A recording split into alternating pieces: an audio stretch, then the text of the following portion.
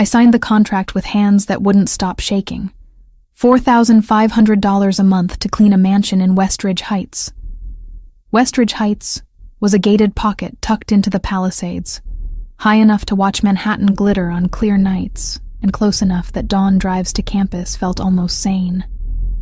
The pen felt heavy, like I was signing away more than just my time. The woman across from me, Miss Castillo, watched with dark eyes that missed nothing. She was somewhere in her 50s, dressed in a charcoal suit that screamed old money and older secrets. Her silver-streaked hair pulled back so tight it must have hurt.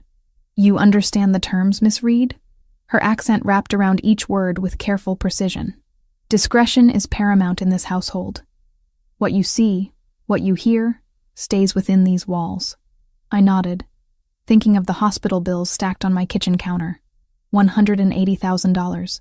That's what cancer treatment cost, when insurance decided your mother wasn't worth saving. That's what I still owed, even though she'd been dead for 6 months. "I understand." "Good. You'll start Monday. 7 in the morning, sharp." That had been 2 weeks ago. 2 weeks of polishing marble floors that reflected my anxious face back at me. 2 weeks of dusting artwork worth more than I'd earn in a lifetime. 2 weeks of trying to be invisible in a house where cameras watched from every corner and men with guns stood at every entrance. The mansion itself was beautiful in a cold, untouchable way. 3 stories of stone and glass, surrounded by grounds that seemed to stretch forever. Inside, everything gleamed.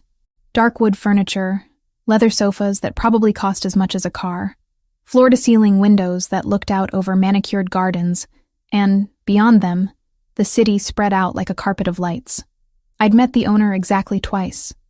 Matteo Ricchetti, 34 years old, which Ms. Castillo had mentioned when showing me around, like his age mattered for my job. He was the kind of handsome that made you nervous rather than comfortable. Tall, broad-shouldered, with black hair and eyes so dark they looked black too. A thin scar traced along his jaw on the right side, the kind of mark that came from a blade, not an accident. The first time we'd met, he'd looked at me for exactly 3 seconds. That was all. 3 seconds where those eyes assessed me like I was a chess piece he was deciding whether to keep or discard. Then he'd nodded once and left the room. The second time, I'd been cleaning his study. He'd walked in while I was dusting the bookshelves, startling me so badly I'd nearly dropped the leather-bound volume in my hands. It was in a language I didn't recognize. Everything about him was quiet, controlled. He moved like water, silent and inevitable. "Miss Reed." His voice was lower than I expected, with an accent that softened some words and sharpened others. "Mr. Ricchetti, I'm sorry. I didn't realize you needed the study. I can come back later. Finish your work." He'd sat at his desk, opened his laptop, and proceeded to ignore my existence so completely I wondered if I'd become invisible. I'd finished dusting in record time, my shoulders tight with tension, hyper-aware of every movement I made. The whole time, he never looked up. Not once. That should have been my first real warning. A man who could make you disappear just by willing it. I lived with my sister Sophia in a 2-bedroom apartment across town. She was 16, all sharp edges and sharper tongue, trying to be tough in a world that kept kicking us down. School, homework, normal teenage things. That's what I wanted for her. What I needed to provide. Every morning I left before she woke up, catching 2 buses to reach Westridge Heights. Every evening I returned after dark, exhausted and aching, to help her with algebra and pretend I wasn't drowning. "How's the fancy job?" she'd asked last week, sprawled on our thrift store couch with her physics textbook. "It's fine. Good pay, quiet work." She'd given me that look teenagers perfected, the one that said they knew you were lying but were too tired to call you on it. "You look scared all the time now." "I'm not scared, just busy." That had been a lie, too. I was terrified. Of losing this job. Of the bills piling up. Of failing the one person I had left.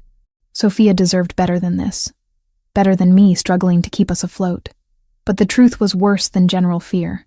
The truth was that I'd started noticing things at the Ricchetti mansion. Things that made my skin crawl and my instincts scream to run. The men who visited weren't businessmen. Not in any legitimate sense. They arrived in expensive cars with tinted windows, wearing suits that looked normal until you noticed the bulges under their jackets.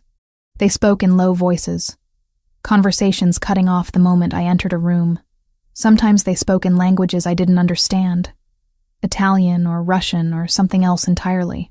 Lucas was one of them, 40 years old, built like he'd spent his life in fights, with a scar that ran from his ear down his neck.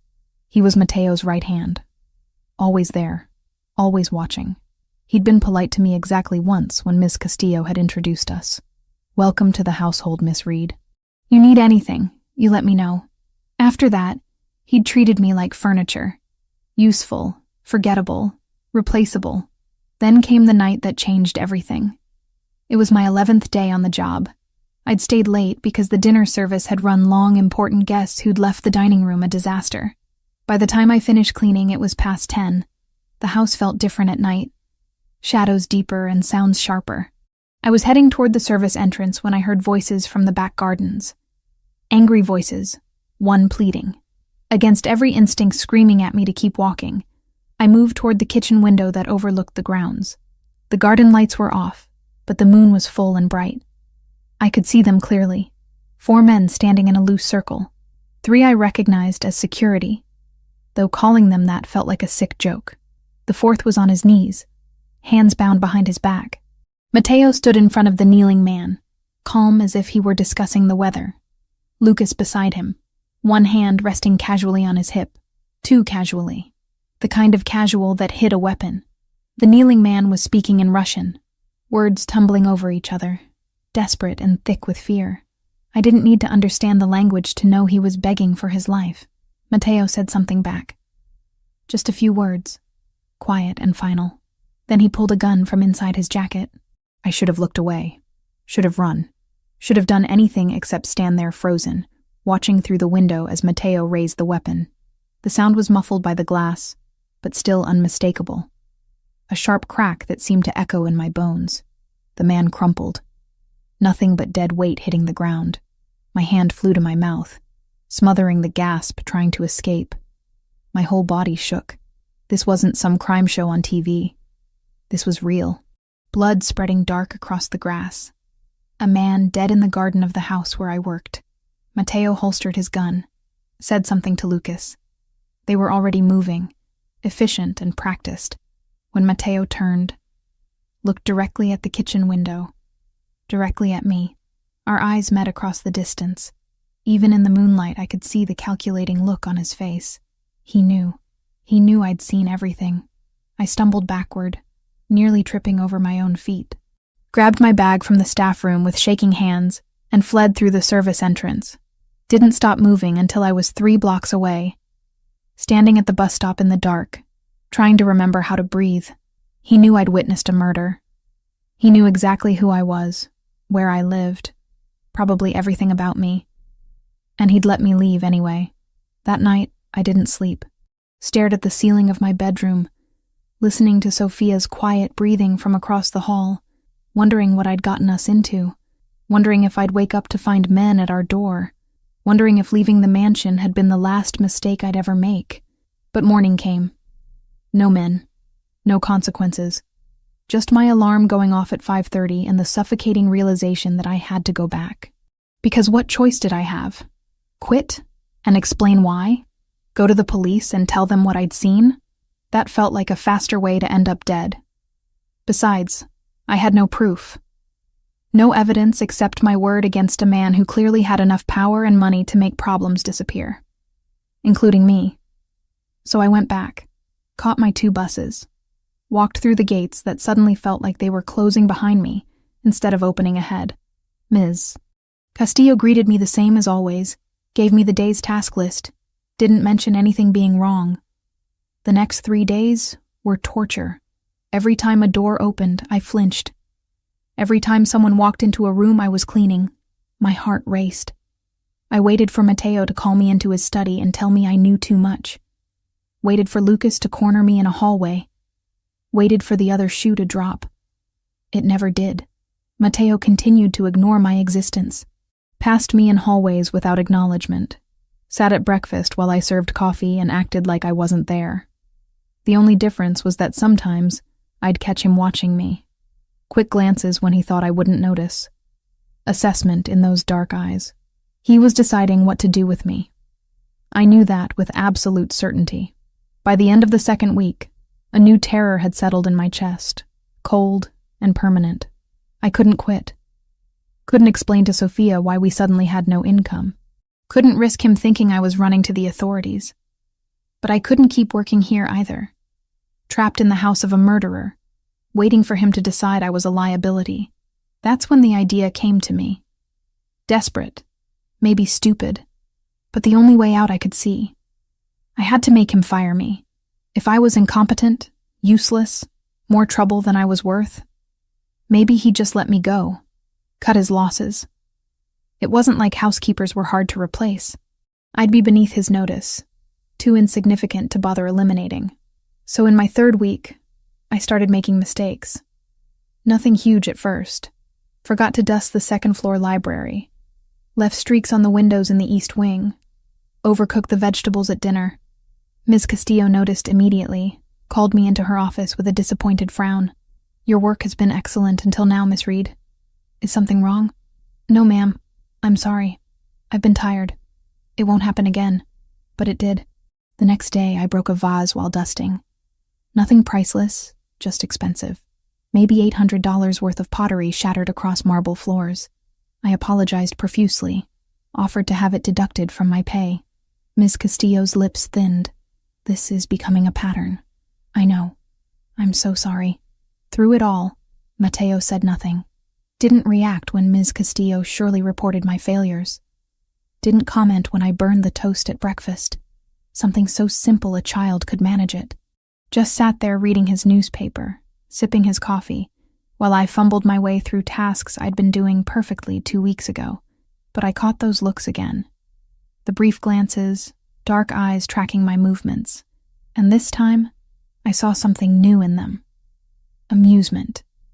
He knew exactly what I was doing. By my 4th week at the Richetti mansion, I'd moved from subtle mistakes to blatant disasters. The careful incompetence wasn't working. Mateo hadn't fired me. Hadn't even reprimanded me directly. Just those knowing looks that made my skin crawl, like he was enjoying some private joke at my expense. So I decided to force his hand. One catastrophic day that would make keeping me on staff impossible. It started at breakfast. Mateo sat at the head of the dining table with 3 associates, all dressed in dark suits that probably cost more than my car. They were deep in conversation, switching between English and Italian, voices low and serious. I recognized Lucas among them, his scarred neck visible above his collar. I carried the coffee pot with deliberately unsteady hands. Approached Mateo's chair, tilted the pot just slightly too far. Hot coffee splashed across his crisp white shirt, spreading in a dark stain across his chest and shoulder. The conversation stopped instantly. All 4 men turned to stare at me.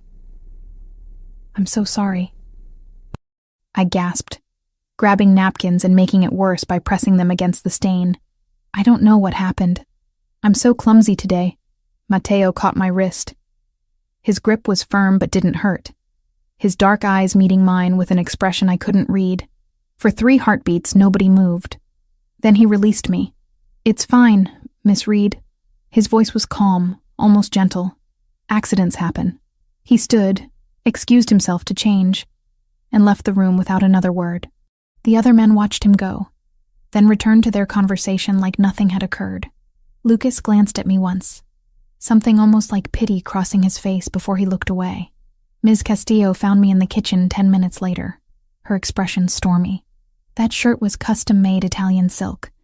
Do you understand what you've done?" "Yes, ma'am. I'm sorry. It won't happen again." It better not. But she didn't fire me. Didn't even threaten to. Just turned on her heel and left. 2 hours later, I executed phase 2.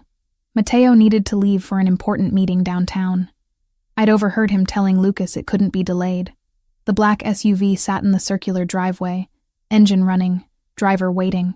I'd been tasked with retrieving Mateo's briefcase from his study. Instead, I palmed the spare keys from the kitchen key rack. Walked to the SUV while the driver was distracted talking to security. Reached through the open window, pressed the lock button, and let the keys fall to the floor inside. The click of the locks engaging was the sweetest sound I'd ever heard. Mateo appeared 5 minutes later, briefcase in hand, ready to leave. The driver tried the door. Locked. Tried the other doors. All locked. The keys visible through the window, mocking us. Who locked the vehicle? The driver's face had gone pale.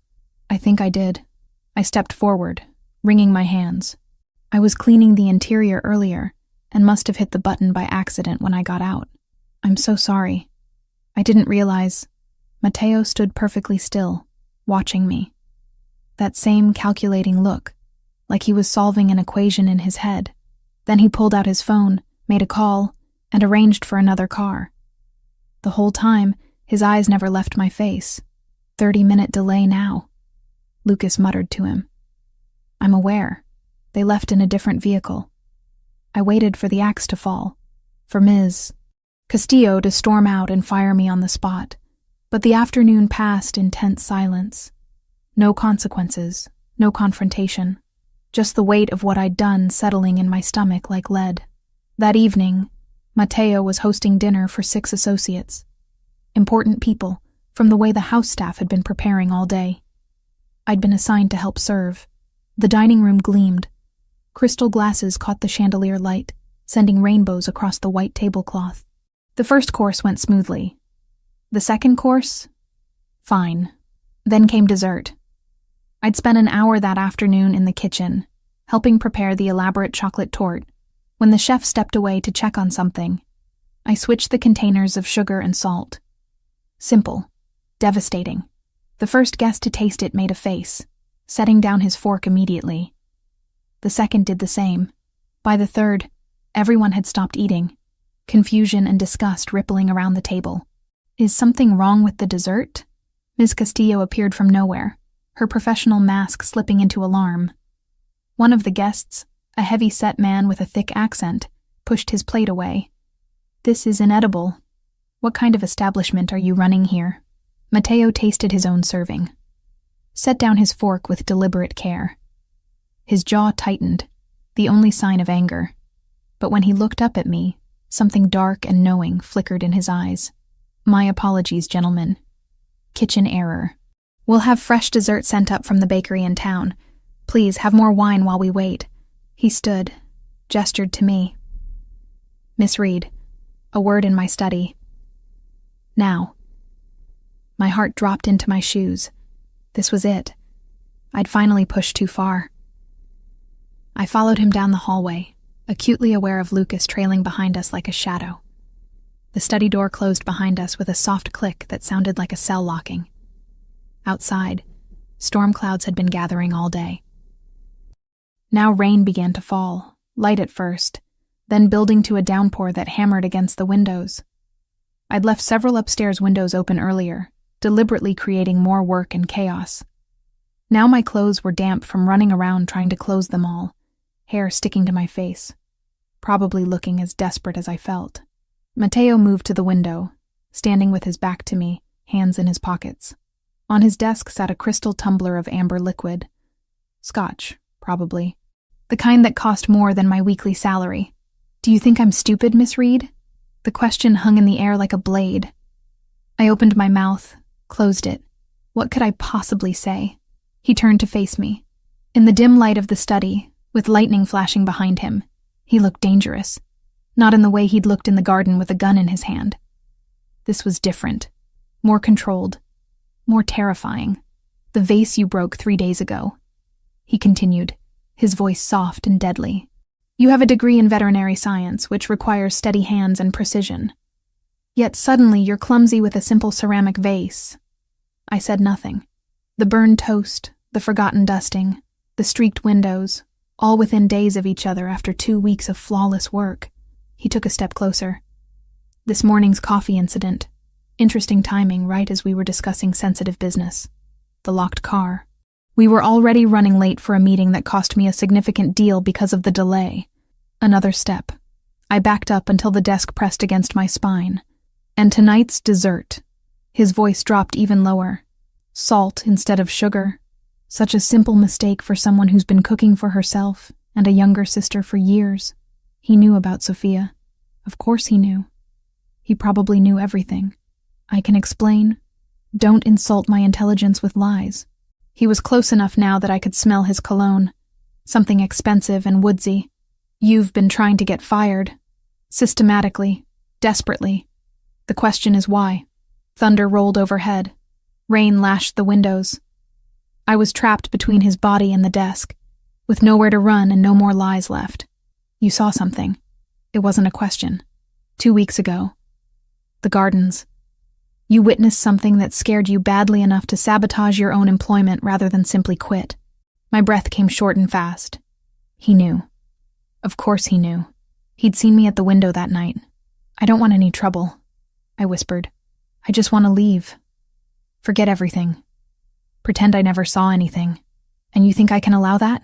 He tilted his head, studying me like I was a puzzle he was solving. You think I can let you walk out of here with knowledge that could destroy everything I've built? Either you're very naive or very desperate. Both, I admitted. Because what did it matter now? I'm both. I need this job. I need the money. But I can't work here knowing what I know. So I tried to make you fire me. That way, it's not my choice. It's not suspicious. I just couldn't do the job. That's all. Clever. He reached past me, picked up the tumbler of scotch, took a slow sip. Foolish, but clever. You understand the situation you're in, yes? You're a witness to something that never happened. That body was found 3 towns over, the victim of a gang dispute. Official police reports will confirm this. But you could complicate things. Make noise. Draw attention. I won't. The words rushed out. I swear. I'll never tell anyone. I'll forget I ever saw anything. Forgive me if I don't trust your word alone. He set down the glass. Here's what's going to happen, Miss Reed. You're going to stop these ridiculous attempts at self-sabotage. You're going to work here properly for the next year minimum. In exchange, I'm going to do something for you. I stared at him, confused. You have medical debt. $180,000 from your mother's cancer treatment. Collections agencies have been calling you weekly. You're 2 months behind on rent for that apartment you share with your 16-year-old sister, Sophia. She goes to Lincoln High School, walks home every day at 3:15, stops at the corner store for a soda and candy twice a week. My blood turned to ice. He knew where Sophia went to school, knew her schedule. Don't. My voice cracked. Please. She has nothing to do with this, which is why nothing will happen to her. His tone softened slightly. I'm not a monster, Hannah. I don't hurt children, but I need you to understand the stakes here. You stay. You work. You keep your mouth shut. In exchange, those medical debts disappear. Completely. Paid in full within the week. Your rent gets current. Your salary increases to $6,500 a month. Sophia gets extra security walking to and from school, whether she notices it or not. I couldn't breathe, couldn't think. Why would you do that? Because it's cheaper than eliminating a problem. He said it so casually, like he was discussing the weather. Because loyalty bought is often more reliable than loyalty coerced. And because despite your attempt to sabotage yourself, you're actually quite good at your job when you're not actively trying to fail at it. He moved away, giving me space to breathe again. Returned to the window, watching the storm. $180,000 in debt. Gone. Stable income. Your sister safe and provided for. All you have to do is clean my house and forget you ever looked out a window on a Tuesday night. He glanced back at me. Seems like a fair trade. It wasn't a trade. It was a cage. A beautiful, well-paid cage, but still a cage. And he'd just told me he knew exactly where my sister was at any given time. If I refuse, then you leave tonight with nothing. The debt remains. Sophia remains vulnerable. And I take my chances that you're too afraid of the consequences to talk. He turned fully to face me. But we both know you won't refuse. You came here desperate for money to protect your sister. That hasn't changed. The only difference now is that I'm offering you more than you could have hoped for. He was right. I hated that he was right. One more thing. His voice dropped to something dark and final.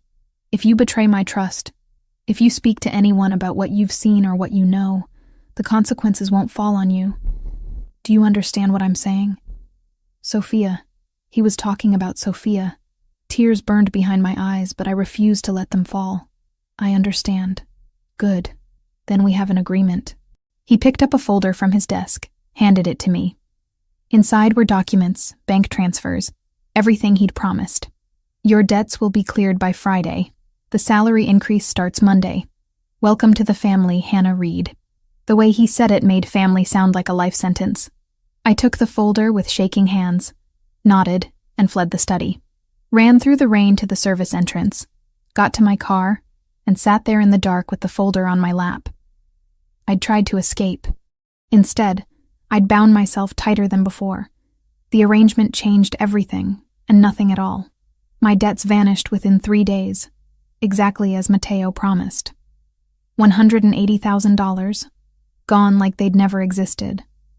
My bank account showed the increased salary. Sophia's school added extra security without her knowledge. A black sedan that followed her route home from a distance. I kept my end of the bargain, worked efficiently, kept my mouth shut, pretended the night in the garden had never happened. But working efficiently meant being present, visible, and Mateo noticed. Week 5 started with him intercepting me in the hallway outside his study. I'd been carrying fresh linens to the guest suites, my arms full of Egyptian cotton that probably cost more per sheet than my old monthly rent. Miss Reed. A moment. I stopped, turned, waited. He stood in the doorway of his study, sleeves rolled to his elbows, tie loosened. It was late afternoon, golden light slanting through the windows behind him. How is your sister adjusting to the new school year? The question caught me off guard. She's fine. Thank you for asking. 16 is a difficult age, especially without parents. Something in his tone made me look at him more carefully. Not pity exactly. Understanding, maybe. We manage. I'm sure you do. He paused, like he was deciding whether to say more. If she needs anything. Tutoring, supplies, college planning, let me know. That's not necessary. Consider it an investment in employee retention. But the way he said it, almost gentle, didn't match the cold business logic of the words. I nodded, unsure how to respond, and continued down the hallway. Behind me, I heard his study door close with a soft click. That became the pattern. Small conversations, never longer than a few minutes. Always when no one else was around. He'd ask about Sophia's classes, about my veterinary studies that I'd abandoned, about books I'd read, never about the night in the garden, never about the arrangement between us. I answered briefly, politely, keeping walls firmly in place, but I started noticing things. The way he treated the household staff with respect, never raising his voice or making demands. How he paid everyone above market rate, provided health insurance, gave Christmas bonuses that were actually substantial. Ms. Castillo ran the house, but it was Mateo who'd established the culture of dignity for the people who worked for him. I found receipts in his study once while cleaning. Donations to 3 different orphanages across the city. Monthly contributions that added up to more than I'd made in a year at my old job. When I asked Ms. Castillo about it later, trying to sound casual, she'd given me a long look. Mr. Ricchetti grew up in the system. He doesn't forget where he came from. The library in the East Wing held hundreds of books. And they weren't just for show. I'd seen him reading there late at night when I worked evening shifts. Genuine worn paperbacks mixed with leather-bound classics. Philosophy, history, Italian literature in the original language. He had a mind that craved knowledge, not just power. It confused me. Made the monster from the garden harder to reconcile with the man who asked about my sister's algebra homework. Then came the 6th week, and everything shifted again. I was leaving through the service entrance, later than usual after helping prepare for a small dinner party. The sun had already set, security lights casting harsh shadows across the driveway. That's when I heard it, whimpering, weak and pained, coming from near the front gates. I should have kept walking. Should have told security. Should have done anything except investigate alone in the dark. Instead, I followed the sound. The dog was small, maybe a terrier mix, huddled against the stone wall near the gate's electronic panel. Blood matted its fur on one side, a gash across its ribs that looked deep. Its brown eyes watched me approach. Too hurt to run, too scared to trust. "Hey, sweetheart." I kept my voice low, soothing. Crouched slowly, letting it smell my hand. It's okay. I'm not going to hurt you. Years of veterinary training kicked in automatically. I assessed the wound, deep but not fatal if treated soon. Checked for broken bones, found none. The dog was malnourished, probably a stray, but young, maybe 2 years old. I didn't think. Just scooped the dog carefully into my arms, mindful of its injuries, and carried it toward the house. It whimpered but didn't struggle, like it knew I was trying to help. Security tried to stop me at the door. "Miss Reed, you can't bring that inside. It's injured. It needs help." I pushed past them, heading for the kitchen where I knew there was a first aid kit. My shirt was already soaked with blood, the dog trembling against my chest. I was halfway through cleaning the wound when Mateo appeared in the kitchen doorway. He didn't say anything, just watched as I worked, my hands steady despite my racing heart, talking to the dog in a low voice while I disinfected the gash and applied butterfly bandages to close it. Not perfect, but it would hold until I could get the animal to a real vet. "You're good at that." His voice made me jump. I'd almost forgotten he was there. I was studying to be a veterinarian.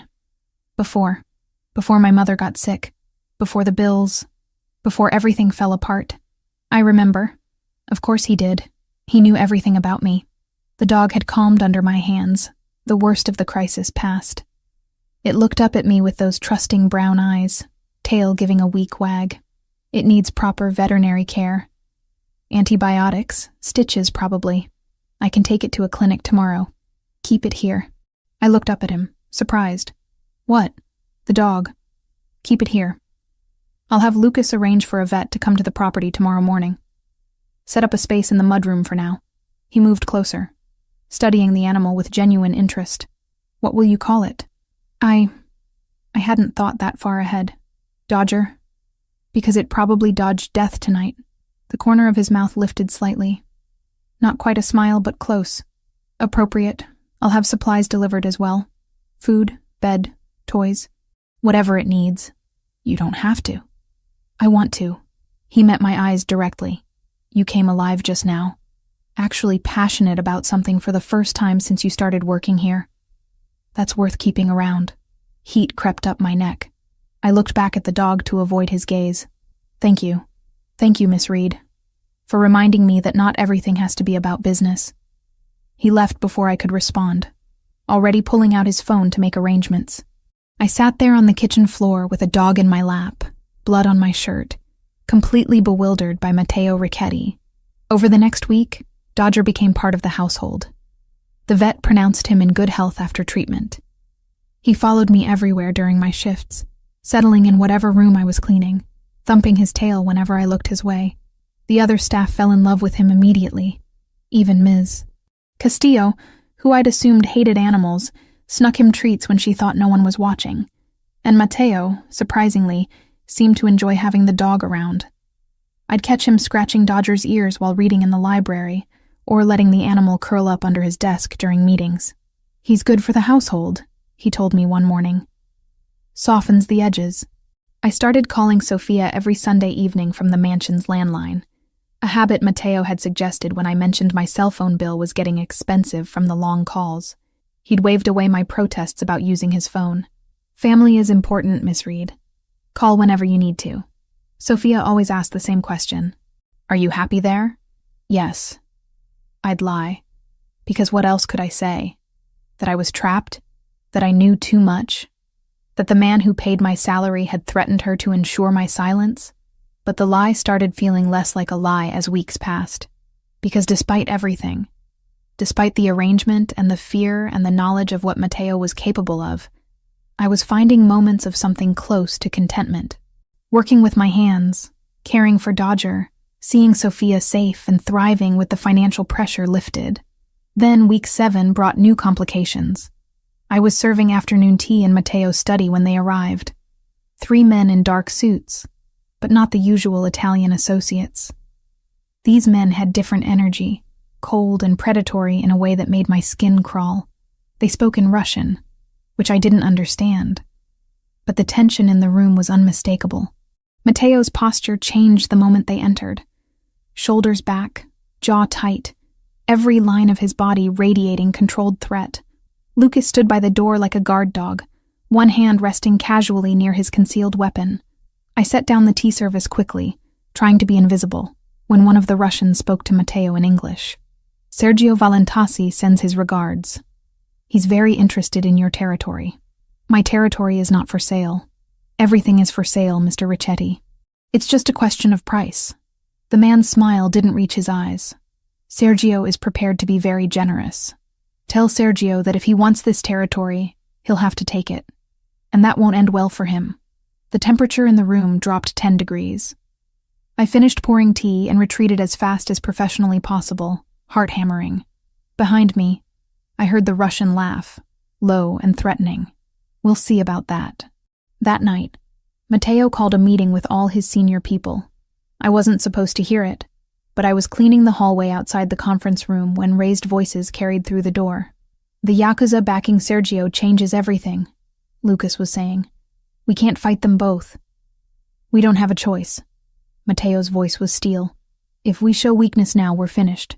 Increase security at all properties. Double the guards. I want everyone on high alert. What about the people in the house? Staff, I mean. A pause. Keep them safe. They're not part of this war. I moved away before they could catch me listening, but the weight of what I'd heard followed me home that night. War was coming, and I was standing right in the middle of the battlefield. The mansion transformed into a fortress over the next 2 weeks. More guards patrolled the grounds, their presence constant and unsettling. Cameras multiplied like eyes, watching every corner. The household staff moved through their duties with new tension, aware that something dangerous was brewing beyond the gates. Matteo held more meetings behind closed doors, voices raised in Italian and English, arguments about strategy and territory. Lucas was always at his side, hand never far from the weapon under his jacket. The other men who visited had that same quality, predatory and alert, ready for violence at any moment. I tried to stay invisible, focus on my work, pretend the escalating danger didn't exist. But it was impossible to ignore. The air itself felt charged, like the moments before lightning strikes. Sophia called more frequently now, worried because she'd seen news reports about gang violence in the city. Bodies found in abandoned buildings, shootings outside nightclubs, territorial disputes turning bloody. "Are you safe where you work?" she asked one evening, her voice tight with concern. "I'm fine.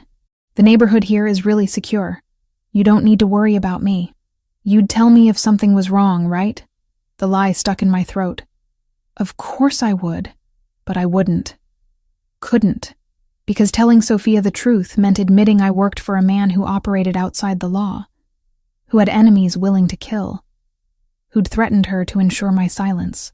Better she thought I was cleaning some rich businessman's mansion in a safe part of town. Week 9 arrived with unseasonable heat, the kind that made the air shimmer and tempers run short. I was in the kitchen preparing afternoon tea when the alarm system blared through the house. 3 sharp tones, then Lucas's voice over the intercom. "Lock down. All non-essential personnel to safe rooms. Now." My hands froze on the teapot. Ms. Castillo burst into the kitchen, her professional calm finally cracking. "Come with me quickly." She grabbed my arm, pulling me toward the pantry. Behind a false wall was a reinforced room, stocked with supplies and communications equipment. 2 other staff members were already inside, faces pale with fear. "Stay here. Don't come out until someone gives the all clear." She left before I could ask what was happening. The heavy door closed with a thud that made my ears pop. We waited in tense silence. Minutes crawled past. I could hear sounds through the walls, muffled but distinct. Shouting, breaking glass, then gunshots, sharp cracks that made us all flinch. One of the staff members, a young man named David who worked as a groundskeeper, started pacing. "They're inside. They got inside the house. Security will handle it," the cook, Mrs. Park, said. But her hands shook as she clutched her rosary. More gunshots. Closer now. Someone screamed, the sound cutting off abruptly. I thought about Dodger. Where was he? Was he safe? The dog usually followed me everywhere, but I'd left him in the mudroom when the alarm went off. Time stopped having meaning. Could have been 10 minutes or an hour before the sounds finally stopped. Heavy silence settled, somehow worse than the noise. Then footsteps outside the safe room. I held my breath. Clear. Everyone out. It's over. Lucas's voice. We emerged cautiously into a kitchen that looked like a war zone. Chairs overturned, broken dishes scattered across the floor, bullet holes in the far wall. Lucas stood in the doorway, blood on his shirt but apparently uninjured. His eyes were hard, scanning each of us quickly. Anyone hurt? We shook our heads. Good. Stay in the East Wing until we've cleaned up. Don't go near the entrance or the gardens. What happened? I asked, my voice barely above a whisper. Sergio Valentasi's people. They breached security during shift change. Won't happen again. He turned to leave, and I saw bodies being dragged past the kitchen door. 3 men in dark clothing, clearly dead. My stomach turned. Where's Mr. Ricchetti? Mrs. Park asked. Out. He'll be back soon. Until then, follow my instructions. We did as told, gathering in one of the guest suites in the East Wing. Nobody spoke. We just sat there, processing what had just happened. An actual assault on the house. People dead in the hallways we walked through every day. Dodger found me an hour later, whimpering and pressing against my legs. I gathered him into my arms, feeling his heart race against my chest. At least he was safe. Matteo returned as the sun was setting. I heard his voice in the hallway, sharp and controlled but edged with fury. He was speaking to Lucas, words too low for me to catch clearly. Then footsteps, moving through the house, checking each room. He appeared in the doorway of the guest suite. His eyes swept over us, counting, assessing for injuries. You're all unharmed? Nods all around. His gaze landed on me last and lingered. Something passed across his face, too quick to identify. Relief, maybe. Or anger that I'd been put in danger. Miss Reed, a word. I followed him into the hallway, Dodger trailing behind. We walked in silence to his study. That familiar space that had become the site of so many turning points in my time here. He poured himself a drink, downed it in one swallow, poured another. His hand shook slightly, the only sign of how close things had been. They came for me, he said finally. Planned the attack during shift change because they'd been watching the security patterns. 3 men made it inside before we could stop them. Lucas said it was Sergio's people. Yes, a message. Show weakness, invite more attacks, show strength. He trailed off, jaw tight. They're all dead now. The ones who came here and the cell that gave the order? I should have been horrified. Part of me was. But another part, the part that had been living in this world for 9 weeks now, just felt relief that it was over. You could have been killed. He continued, setting down his glass to face me fully. You and the others. Because of me. Because I brought this war to my own home. It's not your fault. It is. He moved closer, and I saw genuine guilt in his eyes. You work here because I forced you to, because I gave you no choice. And today you almost died for it. But I didn't. I'm fine. You're trembling. I looked down at my hands. He was right. I'd been holding it together, but now that the adrenaline was fading, my body was catching up to what had happened. Come here. He guided me to the leather chair, made me sit, poured a small amount of whiskey into a clean glass and pressed it into my hands. Drink. It'll help with the shock. I took a sip, coughed as it burned down my throat. He crouched in front of me, hands resting on the chair arms, boxing me in but not threatening. Protective. I'm moving you to the suite next to mine. 2nd floor, East Wing. Higher security, reinforced doors, panic button directly linked to my phone. That's not necessary. It is. I won't risk this again. His voice dropped lower. I can't. The way he said it made my breath catch. This wasn't about strategy or protecting an asset. This was personal. Hannah. He rarely used my first name. It always made me pay attention. Look at me. I met his eyes. Dark and intense, searching my face for something. If anything had happened to you today. He stopped, jaw working. You matter. Not because you're useful or because you know things. You matter. The vulnerability in those words hit harder than any threat he'd ever made. Matteo Ricchetti, who killed without hesitation, who commanded an empire built on violence, was telling me I mattered to him. I don't understand, I whispered. Neither do I. A ghost of a smile touched his lips. But it doesn't change the truth. You'll move tonight. Non-negotiable. He stood, offering me his hand. I took it, letting him pull me to my feet. His fingers lingered on mine, warm and solid. Get some rest. Lucas will bring your things to the new suite. I'll have dinner sent up. You don't need to work for the rest of today. Thank you. He walked me to the door, and Dodger immediately pressed against my leg. Mateo reached down to scratch the dog's ears, a rare moment of softness. Take care of her, Dodger. That's your job now. The new suite was beautiful. Larger than any space I'd ever lived in, with windows overlooking the gardens and a bathroom that felt like a spa. My belongings looked lost in the massive walk-in closet. But what struck me most was the door on the far wall. Locked. But I knew where it led. To Mateo's private rooms. We'd be separated by a single door. Close enough to hear if something went wrong. Close enough for other things too. Whispered a traitorous part of my brain. I pushed that thought away. This was about safety. Protection. Nothing more. That night, I lay in the enormous bed, staring at the ceiling, unable to sleep. Every sound made me jump. Every shadow looked like an intruder.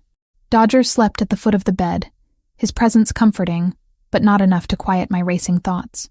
Sophia had called earlier, voice tight with worry after seeing news about a shootout at an undisclosed location. I'd assured her I was nowhere near any trouble, that everything was fine. Another lie to add to the pile. Around midnight, I heard movement from Mateo's room. Footsteps, water running. The sound of someone who also couldn't sleep. I wondered if he was thinking about the attack, about the bodies in his house, about how close his people had come to being killed, about me. My phone buzzed with a text. Unknown number, but I knew who it was. If you need anything, I'm here. Just knock. I stared at the message for a long time. Simple words that felt like so much more. An offer, an admission, a door opening between us, invisible but real. I typed back. Thank you. Good night. 3 dots appeared immediately. Good night, Hannah. You're safe here, I promise. And despite everything, despite the danger and the violence and the impossible situation I'd found myself in, I believed him. I was safe. Not because of the guards or the security system or the reinforced walls, because Matteo Ricchetti had decided I mattered, and nothing would be allowed to hurt what he'd claimed as his to protect. Living next door to Matteo changed everything in ways I hadn't anticipated. The proximity felt intimate even through walls and locked doors.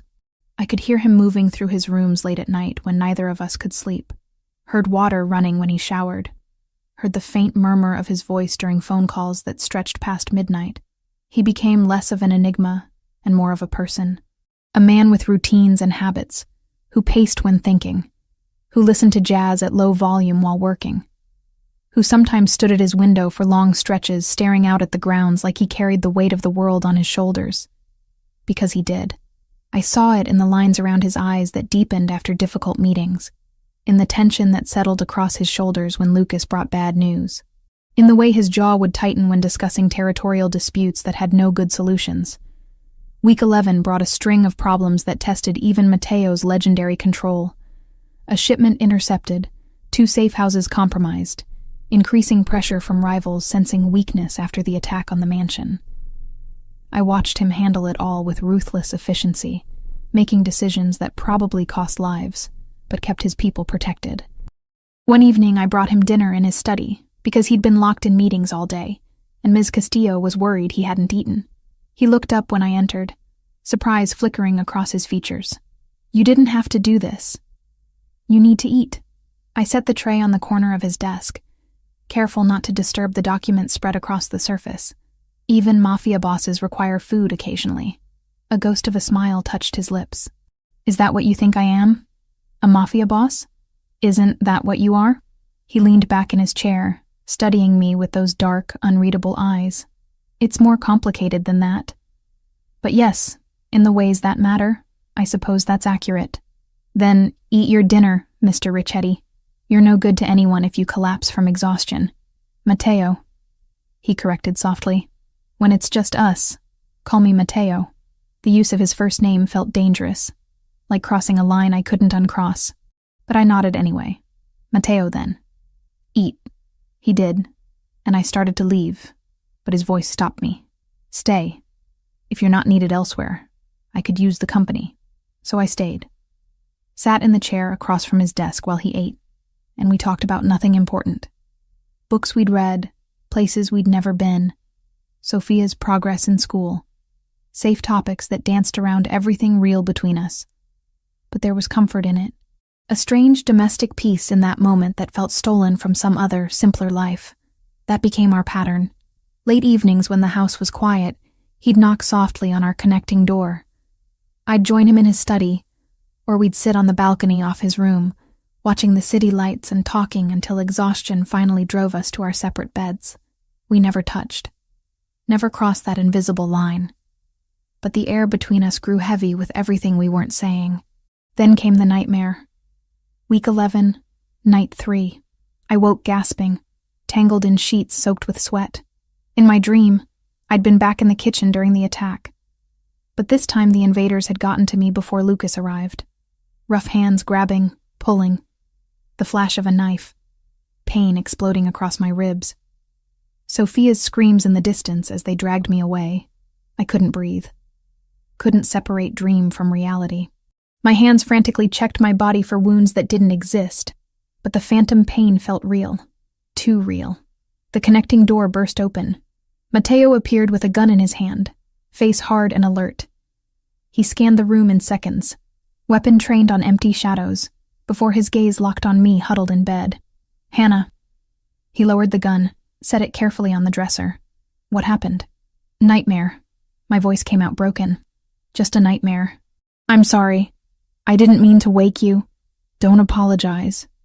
He moved to the bed, sat on the edge carefully. The attack. You were dreaming about the attack. I nodded, still shaking. Dodger had jumped up beside me, pressing his warm body against mine. But even that wasn't enough to stop the tremors. Matteo reached out slowly, giving me time to pull away. When I didn't, his hand settled on my shoulder, warm and grounding. You're safe. They're gone. I made sure of it. I know. Logically, I know. But in the dream, I trailed off, unable to articulate the terror that still clung to me like a second skin. The mind doesn't always listen to logic. His thumb moved in small circles against my shoulder, the touch soothing. I still have nightmares about my father's death. 22 years later, and sometimes I wake up certain I'm still 12 years old, watching him bleed out on our kitchen floor. The confession shocked me into stillness. Matteo never spoke about his past. Not really. Just vague allusions to difficult beginnings. You were there when it happened? I found him after school. 2 bullets to the chest, 1 to the head. Professional hit, they said. Revenge for some deal gone wrong. His voice stayed steady, but his eyes darkened with old pain. I sat with him until he stopped breathing, held his hand while his blood soaked into my uniform. Matteo. I didn't know what to say. What words could possibly address that kind of trauma? My uncle Giuseppe took me in afterward. He was the one who introduced me to this life. Said I had a gift for strategy and violence. By 16, I was running collections. By 20, I'd earned my first kill. He looked at me directly. That's who I am, Hannah. That's the path I walked to get here.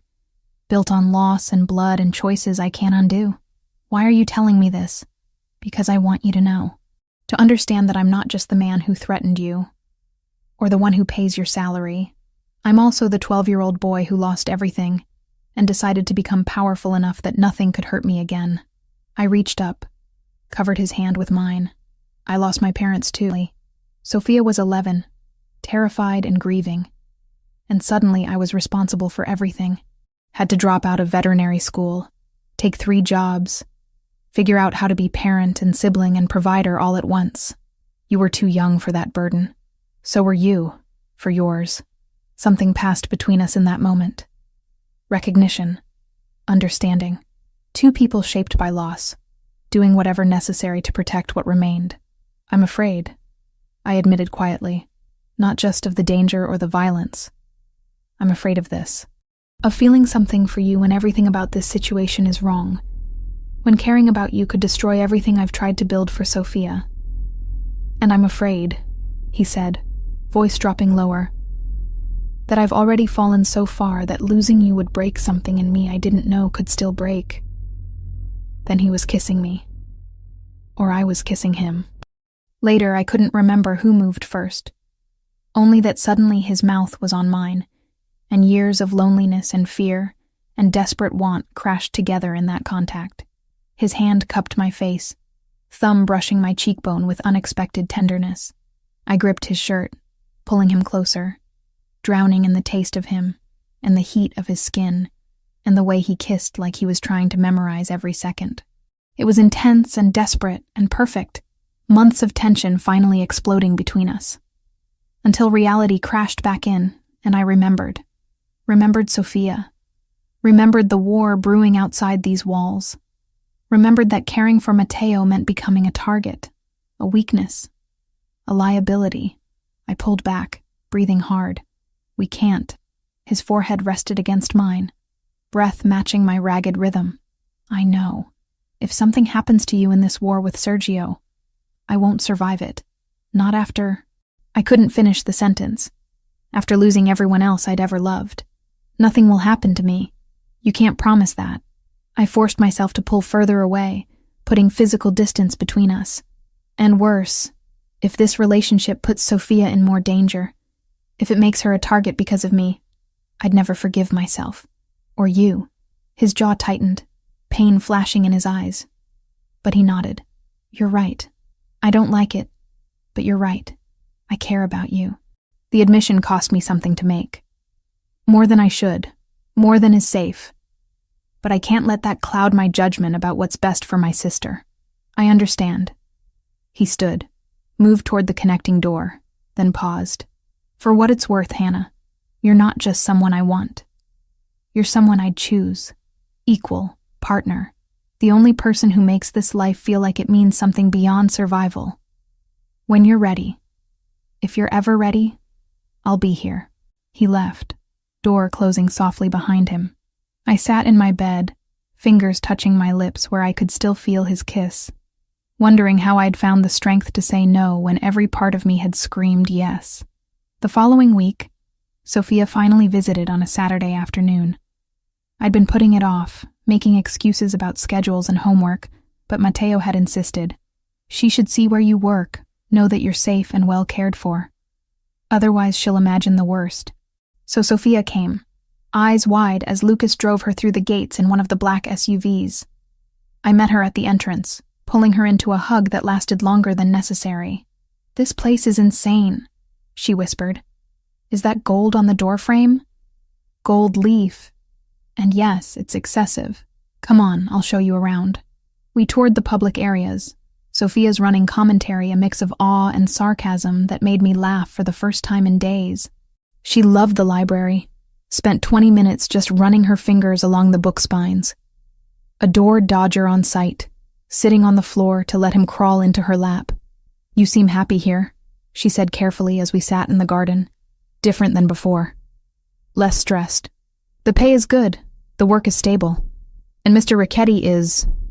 I searched for words that wouldn't reveal too much. He's been very generous. Mr. Ricchetti. She said it like she was testing the name. That's your boss, the one who pays for my school. I'd told her the scholarship came from a benefactor through my work. Not technically a lie. One of the people I work for, yes. Can I meet him? Before I could answer, Matteo appeared from the house. He must have been watching, waiting for the right moment. Dressed casually in jeans and a button-down with sleeves rolled up, he looked almost normal, almost safe. You must be Sophia. He approached with a warm expression, extending his hand. I've heard wonderful things about you. I'm Matteo. Sophia shook his hand, studying him with the same assessing look she gave everyone. Protective of me, always. Thank you for helping my sister. And for the school thing. Your sister works very hard. The assistance is well deserved. He glanced at me, then back to Sophia. She speaks about you constantly. How intelligent you are. How well you're doing in your classes. She's very proud of you. Something in Sophia's expression softened. She worries too much. That's what sisters do. He smiled genuinely. I never had siblings, but I imagine it's impossible not to worry about people you love. They talked for another 10 minutes, about school and her interest in engineering and whether she'd applied to any summer programs yet. Matteo was charming without being overbearing, respectful without being distant. He treated her like an intelligent young adult rather than a child, and I could see Sophia responding to that, her initial wariness melting into tentative liking. When she went inside to use the bathroom, Matteo turned to me. "She's remarkable. You've done an incredible job with her. She did most of the work herself. I just tried not to screw it up too badly. Hannah." He waited until I met his eyes. "About what I said that first night. The threat regarding Sophia. I need you to know that was me trying to control a situation through fear. It's what I know, what I'm good at. But I would never, under any circumstances, harm her. Even if you betrayed me tomorrow, even if you went to the police, even if you destroyed everything I've built, she would remain untouched. You have my word." The apology was so unexpected, so genuine, that I felt tears prick my eyes. "Thank you. That means more than you know. She's innocent, a child." That line is one I don't cross, Hannah, not ever. When Sophia emerged, she gave me a meaningful look. "He's hot, just saying." "Sophia?" "What? I'm 16, not blind." She grinned. "But also, he's nice. I like him. As your boss, I mean. He seems to really care about the people who work for him." We spent another hour at the mansion before Lucas drove Sophia home. I watched the SUV disappear down the driveway, a strange ache in my chest. That night, Matteo knocked on our connecting door. When I opened it, he leaned against the frame. "She gave me her approval, in case you were wondering." "How did you know?" "She told me before leaving. Said you deserved someone who treated you right, and that I seemed like I might be capable of that. Then she threatened very seriously to make my life hell if I hurt you." I laughed despite myself. "That sounds like Sophia. I promised her I would try my best not to hurt you, though I suspect I already have, in many ways. You saved us too. The debts, the security, the opportunity. It's complicated, but it's not all bad." He studied my face for a long moment. "One day this war will be over. Sergio will be dealt with, the territory secured, things will stabilize. When that day comes, if you're willing, I'd like to try this properly. Court you like you deserve. Not boss and employee, not captor and captive, just Matteo and Hannah. Would you give me that chance?" My heart hammered against my ribs. This was a promise, a commitment to something beyond our current circumstance. "Ask me again when the war is over. When Sophia is safe and you're not sleeping with a gun under your pillow. Ask me then, and we'll see." He smiled, slow and genuine. "That's not a no. It's not a yes either, but it's hope. I'll take it." He left me standing there, watching him retreat to his room, wondering how I'd gone from wanting to be fired to hoping for a future with the most dangerous man I'd ever met. The call came at 2 a.m. I heard Matteo's phone ring through the wall, heard his voice go cold and hard, then silence, heavy, ominous silence. 5 minutes later, he knocked on our connecting door. When I opened it, his face told me everything had changed. "Sergio has Lucas's second-in-command, Antonio. They're demanding I meet them at the old warehouse district tomorrow night." State and federal investigators cycled through with counsel present, questions clipped and professional. Nobody grand stood, nobody threatened me. They were building a case, not a spectacle. My stomach dropped. "It's a trap, obviously." He ran a hand through his hair, tension radiating from every line of his body. "But if I don't go, they'll execute Antonio on camera and send it to every family in the region. Show that I abandon my people. It'll start a feeding frenzy. Every rival thinking I'm weak, vulnerable. So you're going to walk into an ambush. I'm going prepared. Lucas is assembling the team now. We'll have contingencies, backup plans, escape routes." His jaw tightened. "But yes, there's a strong chance I won't come back from this." The words hit me like a physical blow. I'd been living in denial, pretending the danger existed somewhere distant. abstract. But this was real. Tomorrow night, Matteo might die. There has to be another way. There isn't. He stepped closer, cupped my face with both hands. I need you to listen carefully. In my study, there's a safe behind the painting of the harbor. The code is Sophia's birthday. Inside are documents, bank accounts, everything you and your sister would need if something happens to me. Lucas knows to ensure you're protected, but I wanted you to know where everything is. Stop. Tears burned behind my eyes. Stop talking like you're already dead. I'm being practical. You deserve to know you'll be taken care of, both of you, no matter what happens tomorrow. I don't want your money or your protection if you're not here. The admission tore out of me. I want you alive, Matteo. I want the future you promised. The one where we try this properly when the war is over. His thumb brushed away a tear that had escaped. Then I'll do everything in my power to come back to you. He kissed me then, and I kissed him back with everything I had, all the fear and want and desperate hope pouring between us. When we finally broke apart, both breathing hard, something had shifted, a decision made without words. Stay with me tonight, he said quietly. Not forever. Not making promises we might not be able to keep. Just tonight. Let me hold you while I can. I should have said no. Should have maintained the boundaries we'd agreed on. But the thought of him facing death alone, of spending what might be our last night separated by a wall, was unbearable. Yes. His room was larger than mine, darker, dominated by a massive bed and windows overlooking the grounds. He locked the door behind us, a habitual security measure, then turned to face me. If you want to change your mind, I kissed him to shut him up, pouring 3 months of tension and longing into it. His arms came around me immediately, pulling me close, and suddenly we were stumbling toward the bed, frantic and tender, desperate and careful, making love like we were trying to memorize each other against the possibility of never having this chance again. Afterward, we lay tangled together, my head on his chest, his heartbeat steady under my ear. His fingers traced patterns on my shoulder blade, while I traced the scars on his ribs. Tell me something, I whispered.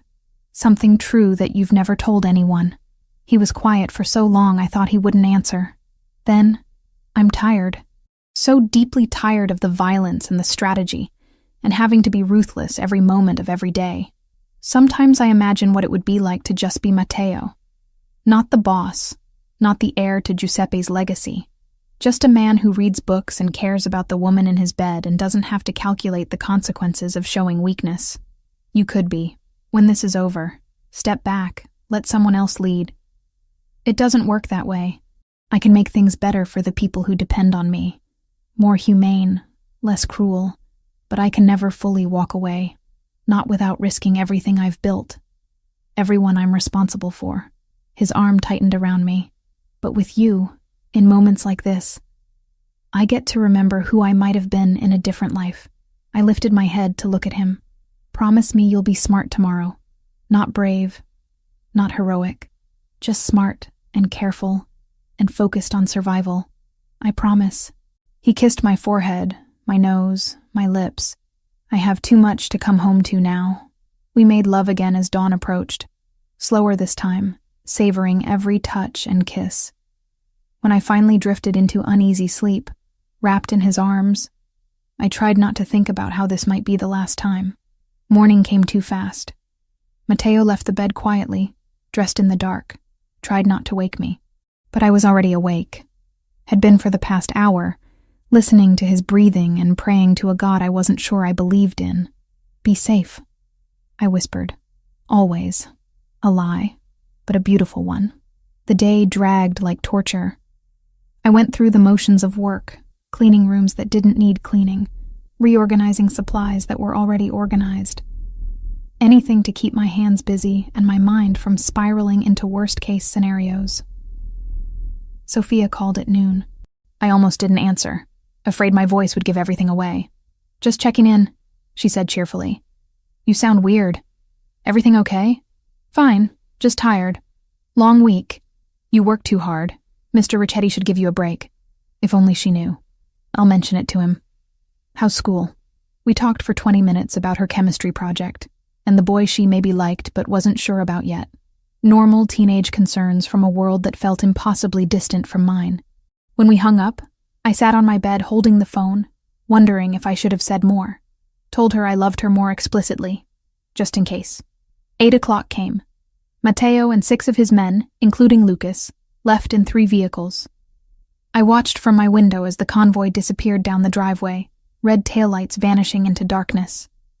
Then there was nothing to do but wait. Ms. Castillo served dinner. I couldn't eat. Couldn't do anything except pace my room while Dodger watched with concerned brown eyes. 9 o'clock passed. 10. By 11, I was sitting on the floor against my bed, phone clutched in my hand, willing it to ring. 11:30. Midnight. Nothing. At 12:40, my phone finally buzzed. Lucas's number. Hannah. His voice was strained, breathing labored. It went bad. Really bad. We're coming back, but I need you to be ready. Boss is hurt. I'm hurt. We need medical supplies standing by. How hurt? Just be ready. 5 minutes out. He disconnected before I could ask more. I bolted from my room, ran down to Ms. Castillo's quarters, pounded on her door until she answered in her nightgown, eyes sharp despite the late hour. They're coming back injured. We need the emergency medical kit, clean towels, everything. She didn't waste time with questions. Within 2 minutes, we had supplies spread across the kitchen table. I was trying to remember my emergency care training from veterinary school when I heard the vehicles roar up the driveway. 3 had left. 1 returned. I ran outside. The SUV doors were already opening. Lucas stumbled out, blood soaking his left side, but staying upright through sheer determination. Then Matteo emerged from the driver's side, moving stiffly, his own shirt dark with blood. Antonio? Ms. Castillo asked quietly. Matteo shook his head. They'd lost him. Lucas needs medical attention immediately, Matteo said, voice rough. Bullet went through his shoulder, possible internal damage. Ambulance. Can't risk it. Too many questions. We have a doctor on call, but he's 40 minutes away. Matteo looked at me. Hannah, you have medical training. Can you stabilize him until help arrives? I'd trained on animals, not humans. But anatomy was anatomy, and a sucking chest wound was a sucking chest wound regardless of species. Get him inside. Now. They half-carried Lucas to the kitchen, laid him on the table we'd just cleared. His face had gone gray, breathing shallow and rapid. Classic signs of shock. My hands moved on autopilot, everything I'd learned in school coming back. Applied pressure to the wound, checked for exit wound, found it. Through and through was better than bullet lodged inside. Packed both sides with gauze, created pressure bandages, elevated his legs to combat shock. Hannah. Lucas's voice was barely a whisper. Boss okay? I'm fine, Matteo said from beside me. But when I glanced at him, I saw blood seeping through his shirt at his left side. You're not fine. Sit down before you pass out. Lucas first. I can multitask. Sit. I used the voice that made Dodger obey immediately. To my shock, it worked on Matteo too. While monitoring Lucas's breathing and pulse, I had Matteo remove his shirt. Knife wound, deep but clean, along his ribs. Missed anything vital, but would need stitches. What happened? I asked while working, needing the distraction as much as the information. Ambush, like we expected, Matteo said through gritted teeth as I cleaned his wound. But bigger than anticipated. Sergio brought 15 men. We had 6. You're outnumbered and you still went. We had contingency plans. Explosives planted in the warehouse 2 days ago. Escape routes mapped. Backup positioned outside. His jaw tightened as I applied antiseptic. Antonio was already dead when we arrived. They'd executed him hours earlier. Just wanted us to walk into the trap. Lucas coughed, grimaced. Boss saved us. Turned the whole thing around. Not before you took a bullet for me, Matteo countered. That's my job. They fell silent. I finished bandaging Matteo's ribs, triple-checked Lucas's vitals. His breathing had stabilized slightly, color returning to his face. We might actually pull this off. The private doctor arrived 38 minutes later, took over Lucas's care with practiced efficiency.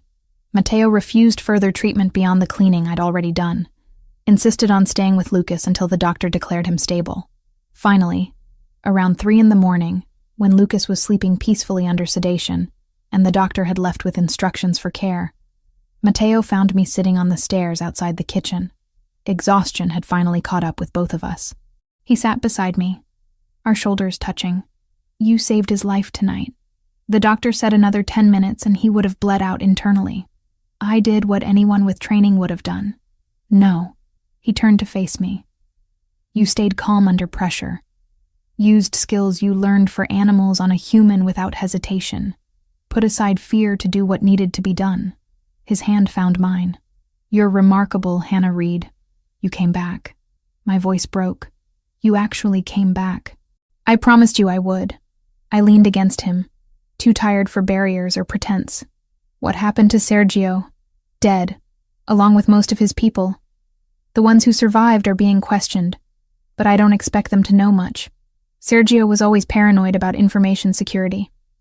He paused. "It's over. The territorial dispute, the war, all of it. We won. At what cost?" "Too high. Always too high." He stood, offered me his hand. "Come on, we both need sleep." I let him lead me upstairs to his room.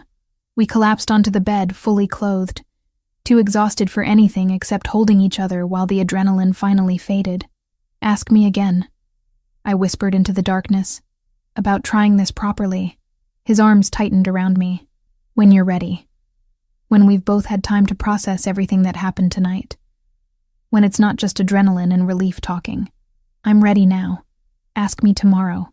If you still feel the same way after a full night's sleep and the crisis has passed, then I'll know it's real." "Fair enough."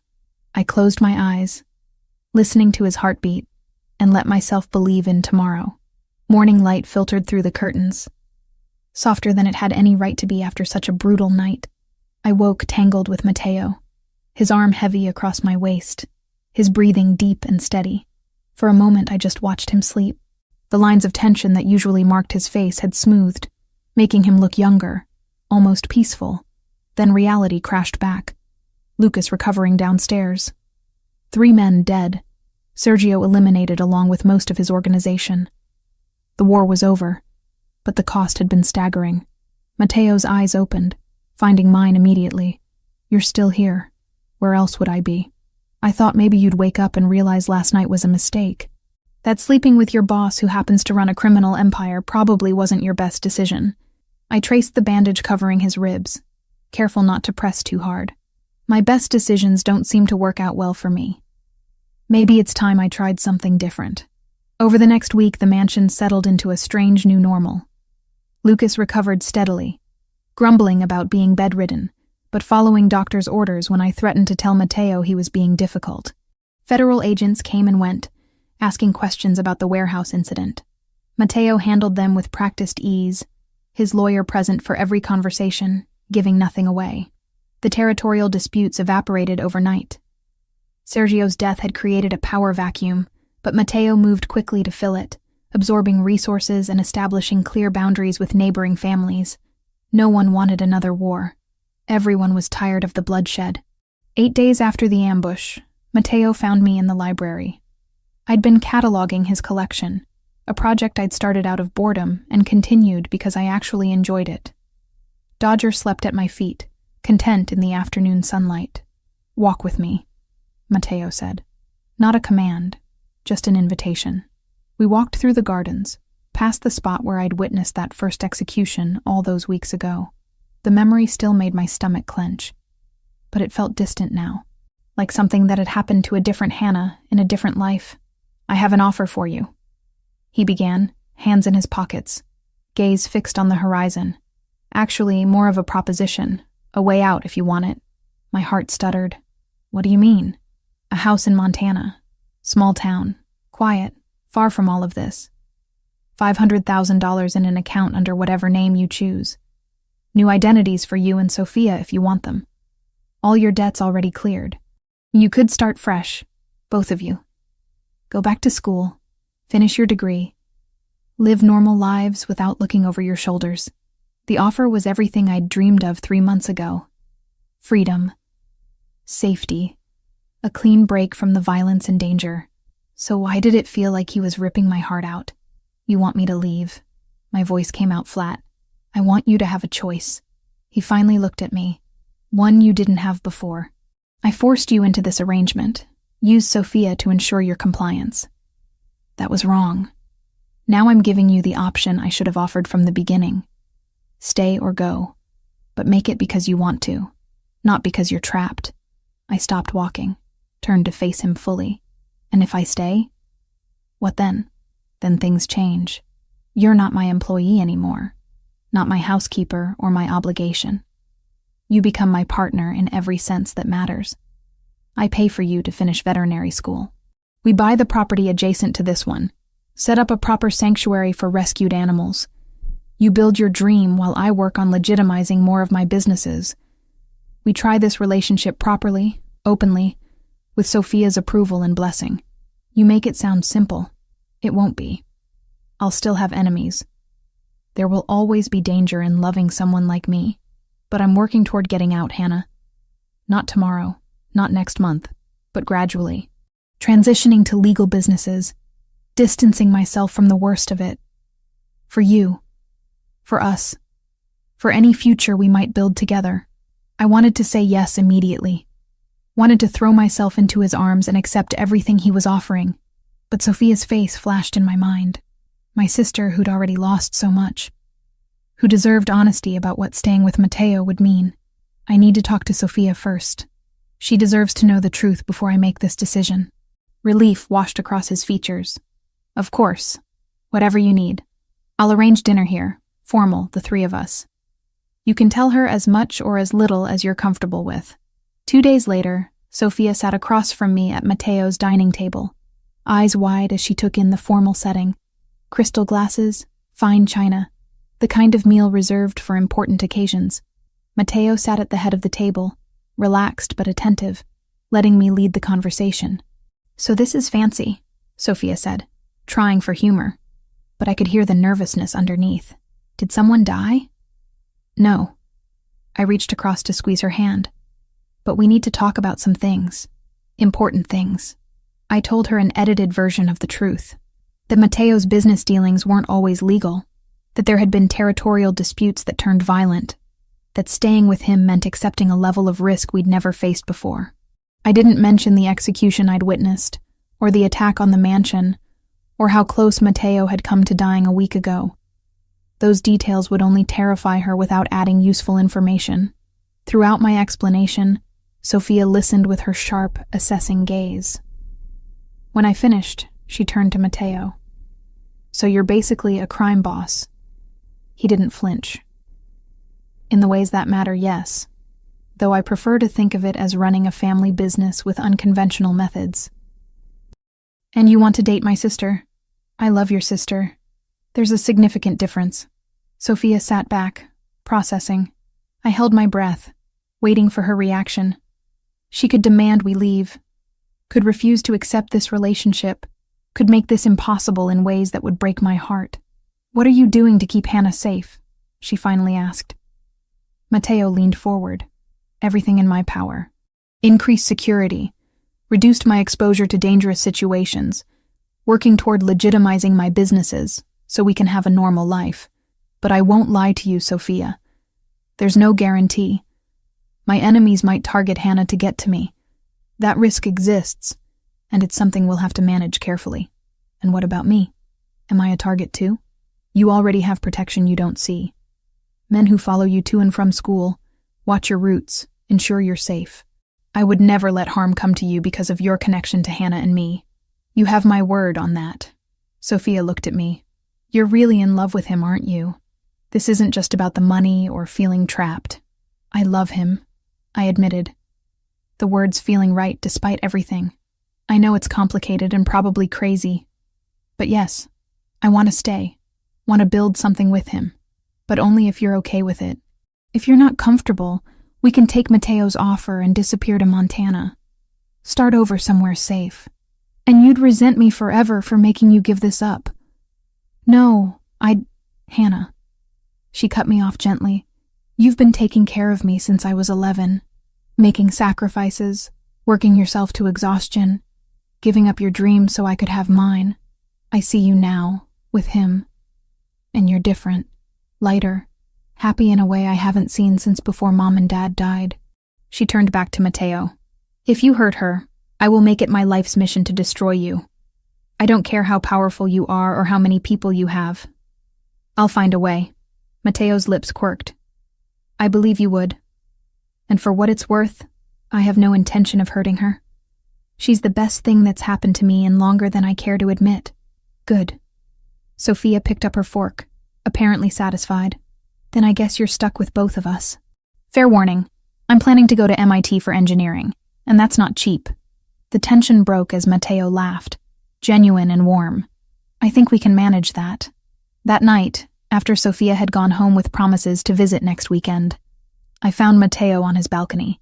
He pulled me against his chest, arms wrapping around my waist. So, that's it then, he said softly. You're staying. I'm staying. Partner, not employee. Equal in this relationship, even if our bank accounts never match. Partners, he agreed, which means you get a say in decisions, including this one. He reached into his pocket, pulled out a folder. Applications for veterinary programs. Columbia, Cornell, University of Pennsylvania. All within driving distance. All with excellent reputations. Pick whichever one you want, and I'll make sure you get in. I took the folder, emotion clogging my throat. You already contacted them? Made some calls, yes. Turns out having resources and connections can be useful for things beyond criminal enterprises. His hand cupped my face. I meant what I said, Hannah. I want you to have your dream. The career you sacrificed for Sophia. The life you deserved to have before everything fell apart. Let me give that back to you. I kissed him instead of answering, pouring 3 months of fear and hope and desperate love into it. When we finally broke apart, both breathing hard, he rested his forehead against mine. One more thing, he murmured. The property adjacent to this one. I bought it yesterday. 20 acres, mostly wooded, with existing structures that can be converted. I was thinking we could start bringing in animals by spring, build something together, yours and mine. You're moving very fast. I've wasted enough time being alone. Now that I have you, I'm not interested in taking things slow.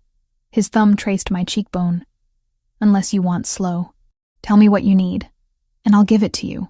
What I needed was this. Him. Us. The impossible future we were building together despite every logical reason to walk away. I need you to kiss me again. He did. And for the first time since I'd walked through his gates as a desperate woman trying to save her sister, I felt truly free. Free to choose, free to love, free to build something beautiful from the ashes of violence and fear. The war was over. The future was ours. 6 months changed everything. Columbia University's veterinary program accepted me for the spring semester. Matteo drove me to campus on my first day, waited in the parking lot reading while I sat through orientation, then took me to dinner to celebrate. He didn't make a big production of it, didn't treat me like I was fragile or needed protecting from the challenge ahead. Just asked questions about my professors and what I'd learned, genuinely interested in this part of my life that had nothing to do with his world. The commute became routine. 3 days a week, I'd leave the mansion at dawn, spend hours in lectures and labs, return exhausted but exhilarated. On the days I wasn't in class, I worked on the animal sanctuary taking shape on the adjacent property. We'd started with the 3 dogs beyond Dodger, then added 2 cats rescued from a hoarding situation, then a horse too old for racing that would have been put down if we hadn't intervened. Matteo hired contractors to convert the existing barn into proper kennels and stalls, installed climate control and medical facilities that rivaled some actual veterinary clinics. When I protested the expense, he just kissed my forehead and said, "Consider it an investment in your future practice." Lucas recovered fully by week 21, exactly as the doctor predicted. The bullet had done damage but nothing permanent, and he approached physical therapy with the same grim determination he applied to everything else. By the time he was cleared for duty, something had shifted in him. He was still Matteo's right hand, still handled security and sensitive operations, but he'd also appointed himself unofficial guardian of Sophia and me. You saved my life, he told me one afternoon while helping repair a fence on the sanctuary property. That means something in my world. Means I owe you a debt I can never fully repay. But I can make sure nothing ever happens to you or your sister. You don't owe me anything. With respect, Hannah, that's not how this works. You're family now, and family takes care of family. Sophia visited every weekend, sometimes staying the entire 2 days in one of the guest suites. She and Mateo had developed an easy rapport built on mutual respect and her complete inability to be intimidated by him. I'd catch them in the library, him helping her with calculus homework, or in the kitchen where he was teaching her to make proper Italian pasta from scratch. Your boyfriend is actually kind of cool, she admitted one Saturday night, while we sat on my balcony watching the sunset. Like scary, and probably has done terrible things, but also really smart, and he clearly worships you. He doesn't worship me. Hannah, he bought you an entire animal sanctuary and is paying for veterinary school. The man built you a custom clinic on 20 acres of prime real estate. That's worship. I couldn't argue with that assessment. Mateo's business operations shifted gradually but noticeably. He divested from the more dangerous enterprises, stepped back from anything involving drugs or weapons trafficking, focused instead on the restaurants, the import business, real estate development, still skirted the edges of legality in places, still had connections to people I'd rather not think about, but he was trying, making an effort to build something we could both live with. The mansion felt different too, less like a fortress, more like a home. Staff moved with less tension. Guards remained but became less visible. Mateo laughed more, the sound becoming familiar rather than shocking. We'd have dinners together, just the two of us, where we talked about mundane things like what color to paint the sanctuary's reception area, or whether we should get chickens. Normal couple problems. Normal relationship discussions. As normal as anything could be when one half of the couple ran a criminal empire. Week 24 brought unexpected snow, rare for our region. I woke to find the grounds covered in white, pristine and beautiful. Mateo was already up, standing at the window with coffee in hand, watching the sunrise paint the snow in shades of pink and gold. Come here, he said, without turning. I wrapped myself in his robe and joined him, his arm coming around my waist automatically. We stood in comfortable silence, just breathing together, watching the world transform. I have something to show you, he said eventually. Get dressed. Warm clothes. 20 minutes later, we were walking across the snowy grounds to the sanctuary. The barn looked picturesque, covered in snow, like something from a Christmas card. But Mateo led me past it, to the smaller building we'd been renovating for the past month. The sign above the door was new, installed sometime yesterday without my knowledge. Reed Veterinary Clinic.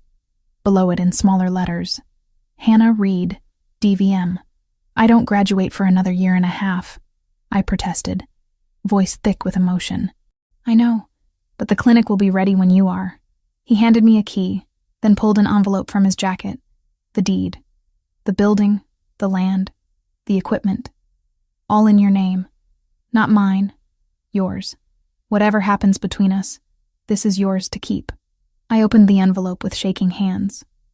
Sure enough, the property deed listed me as sole owner. No conditions, no strings attached. Just his name in the seller line, and mine as buyer.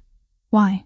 Because you deserve something that's entirely yours, that you built with your own hands and your own dreams.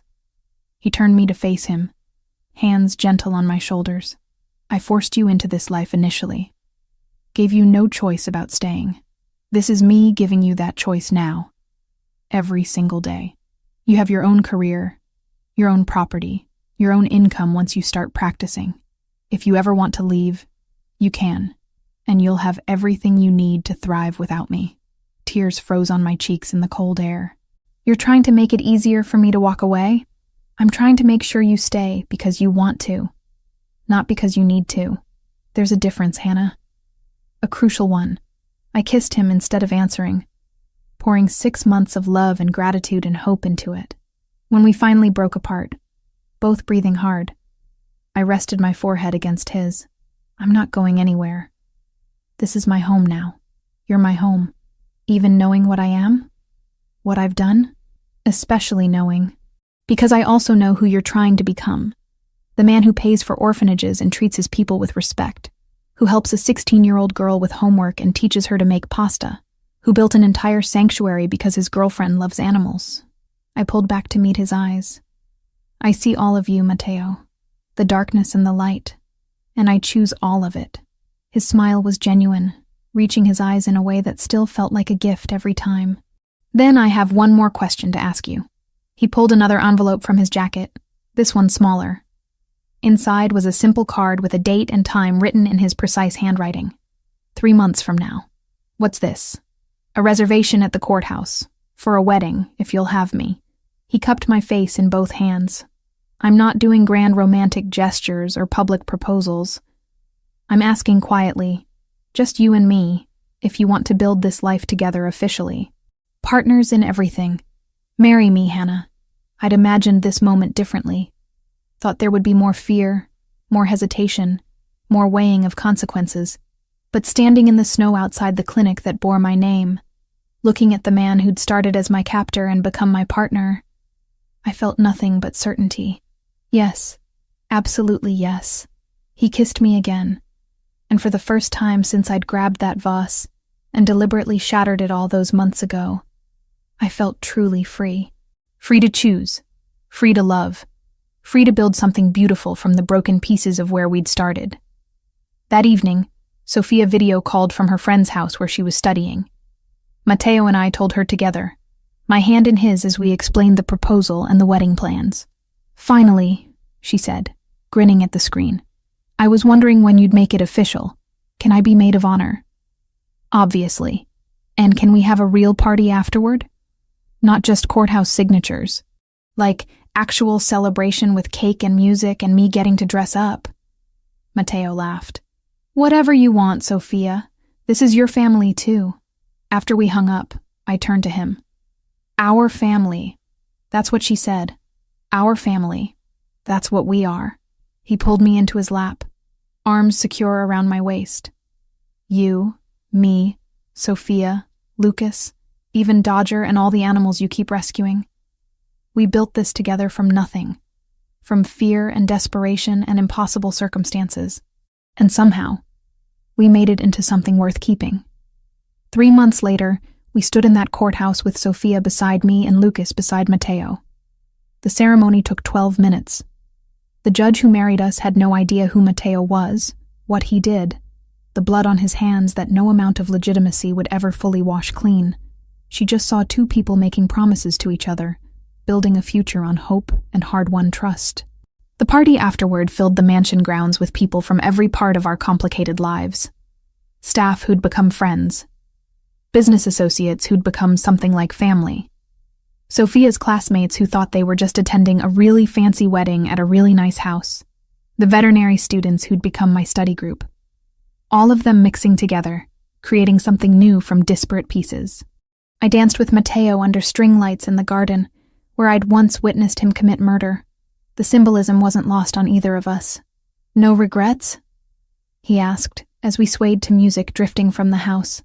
Only that it took me so long to stop trying to get fired. He laughed, the sound warm and genuine. Best failed sabotage attempt I've ever witnessed. Give me some credit. I was very thorough. You were terrible at it. I knew what you were doing from day one. Then why did you let me keep trying? His expression softened, turning serious. Because watching you fight for your freedom, even when you had none, reminded me why I fell into this life in the first place. You don't give up. You don't surrender. You find a way forward no matter how impossible the odds. He pulled me closer. You made me want to be worthy of that kind of strength. You already were. You just needed someone to see it. We danced until the stars came out, until the guests began to leave, until it was just us and the future we'd chosen together. Not perfect, not simple, but ours, built on honesty and sacrifice, and the kind of love that survives impossible beginnings. Later, much later, I stood on our balcony watching the last cars disappear down the driveway. Matteo joined me, wrapping a blanket around both our shoulders against the autumn chill. No more running, I said quietly. No more hiding. He agreed. And for the first time since I'd signed that contract months ago, I truly meant it. This was where I belonged. Where we both belonged. Together in the life we'd fought so hard to build from the ashes of where we'd started. The maid who'd tried to get fired on purpose had found something better than escape. She'd found home.